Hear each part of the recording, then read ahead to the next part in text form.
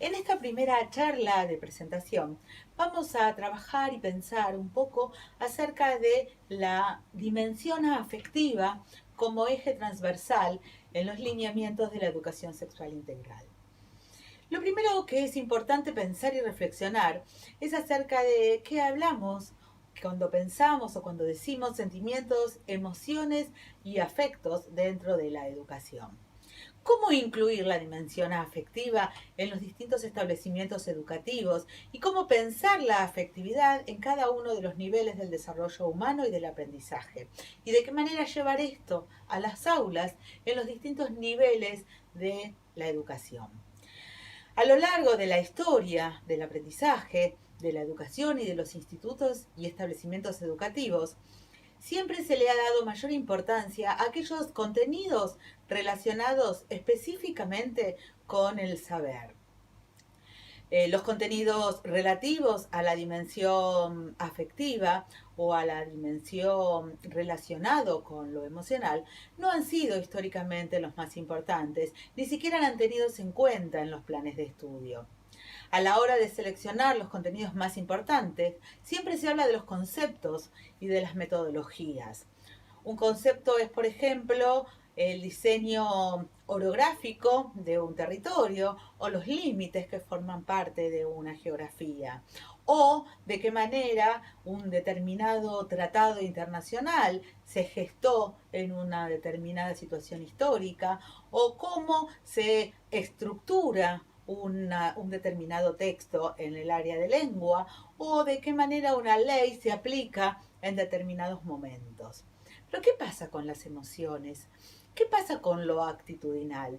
Los contenidos actitudinales son muchas veces aquellos que percibimos como que tienen que estar y los posicionamos dentro de las planificaciones en lo que tiene que ver con la aceptación de la relación de los demás en el entorno o con la valoración de la higiene y el espacio áulico, con el cuidado corporal, con la manera en que manejamos la autoestima y la aceptación de lo que decimos y de los pensamientos propios y ajenos. Estos contenidos actitudinales son justamente aquellos que tenemos que pensar como transversalizamos desde la educación sexual integral. ¿Cómo planificamos un contenido actitudinal para cada nivel? Pensando, por ejemplo, en el lugar que le dejamos a la explosión de las emociones, a la expresión de los sentimientos, a cómo estamos hoy, cómo venimos hoy al aula.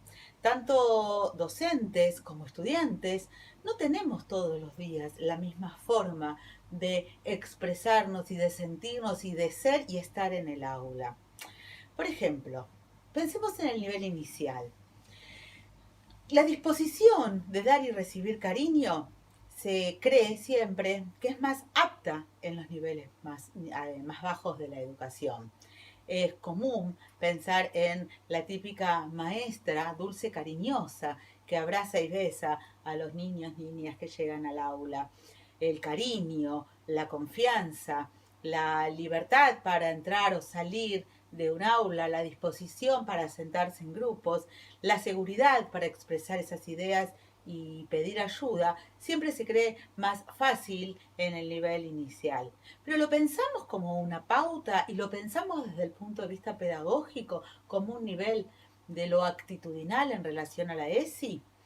¿Cómo pensamos la autoprotección y el cuidado a esas niñeces que nos rodean en el momento de entrar a una sala maternal o a una sala de jardín de infantes? Pensemos en el nivel primario. ¿Qué pasa con el derecho a la intimidad, con el derecho al respeto, a la intimidad de las otras personas y de los otros niños, niñas o niñas que me rodean dentro de la escuela? La vulneración de derechos, el abuso sexual, los problemas, los conflictos intrafamiliares que a veces aparecen en determinados diálogos, en determinadas expresiones infantiles, en los dibujos, en lo que dicen, en lo que expresan con el cuerpo. ¿De qué manera manejamos el tema de la intimidad propia, el tema del no, el tema de lo que me gusta y lo que no me gusta, el tema del espacio en el recreo, en la forma en que se tratan en los diferentes sexos dentro del aula y de qué manera las niñas se comportan y los niños se comportan y van quebrando o no los estereotipos preconstruidos desde la familia y desde la sociedad acerca de lo que debe ser una niña o debe ser un niño. ¿Entendemos esto? ¿Podemos creer y transversalizar estas actitudes dentro de lo que comprendemos como educación sexual integral para poder prevenir abusos intrafamiliares o situaciones de vulneración de derechos? ¿Qué pasa en la educación secundaria? ¿Qué pasa en el nivel medio? ¿Cómo hacemos para que toda esta libertad que a veces se ve en los primeros años de la infancia no se traslade a la educación secundaria? ¿Por qué muchas veces las normas son tan estrictas y no se les deja el espacio de la expresión, el espacio del afecto y se los vulnera a una determinada estructura escolar? La propuesta que hace la Ley 26.150 y la posterior resolución del Consejo Federal de Educación número 340 del año 2018 plantean que la dimensión afectiva es ineludible para pensar la perspectiva integral de la sexualidad. Entender de qué manera, a través de toda la crianza de los niños, niñas, niños y adolescentes, se van gestando los vínculos, se van gestando las expresiones de afectos, sus deseos y sus valores, es lo que justamente nos va a ir construyendo a lo largo de la escuela, y la escuela tiene que estar presente y tiene que ayudar a esa construcción de diferentes maneras. Y cuando hablo de ayudar, hablo de acompañar. ¿De qué manera acompañamos a adolescentes a lo largo de la escolaridad media a lograr formar una identidad y una sexualidad plena? Sin duda, con un trabajo específico en lo que es la construcción de su propia autonomía, de su propia autoestima y, sin duda, en la proyección de lo que quieren para su vida futura, en lo que tiene que ver con sus ideales, con su proyecto de vida.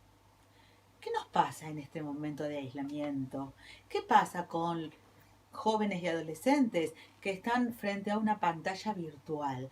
Todo lo que tiene que ver con el grooming, con el acoso, con el abuso, con lo que pasa en las redes, con el mostrarse sexualmente abiertos o sexualmente diferentes en los medios de comunicación, también es una manera de estar atentos y atentas a qué les está pasando, a cuál es la situación de encierro y qué los está llevando a hacer esta situación de encierro.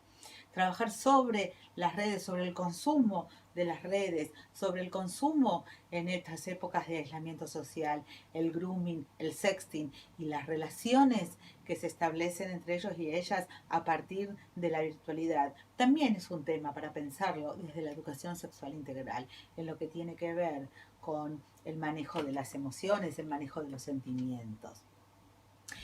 Creo, y lo digo desde mi espacio de docente y comunicadora, que lo principal que tenemos que trabajar desde los aspectos actitudinales en la educación actual es la empatía, la solidaridad, la inclusión, el respeto, el amor, todas palabras que a veces nos olvidamos al momento de planificar, que no pensamos que pueden ir dentro de los contenidos actitudinales, y a veces la valoración de las diferentes propuestas que hacemos en el aula se quedan básicamente en un contenido, en si tienen que aprender determinada actividad, si tienen que hacer determinada actividad o aprender determinado contenido, y no pensamos en si ese contenido les va a dar una actitud diferente para poder desarrollarse plenamente como adultos o adultas en el mundo en el que estamos viviendo.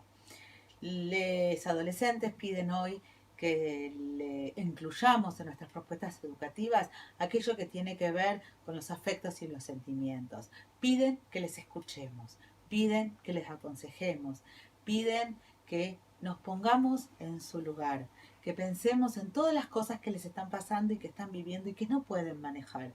Y qué mejor lugar que la escuela, que nosotros docentes, como habilitadores de la palabra, habilitadores de la escucha, para poder lograr que la educación sentimental, que la educación afectiva les ayude a formar parte de esa persona que quieren ser en el futuro. La adolescencia es un momento de la vida en plena transformación, de plena transformación. Todo lo que ellos generan, transitan y todas sus inquietudes y planteos tienen que encontrar una respuesta en el aula. No podemos dejar pasar ese espacio y dejar como sí, porque es la escuela el lugar en el cual ellos vienen a buscar respuestas. La educación hoy tiene que ser transformadora. Por eso, desde la ESI en Juego, proponemos que el diálogo y el crecimiento van de la mano, que para poder crecer en pos de una identidad y de un crecimiento sexual que les acompañe en plenitud el resto de su vida, tienen que ser escuchados, escuchadas y escuchades. La ESI en Juego propone justamente eso, que como docentes abramos la puerta para jugar con ellos, para entenderles y para darles este espacio que están pidiendo. Por eso, desde la ESI en Juego proponemos limitar más los espacios que ayudan a saber y ampliar los espacios que ayudan a ser.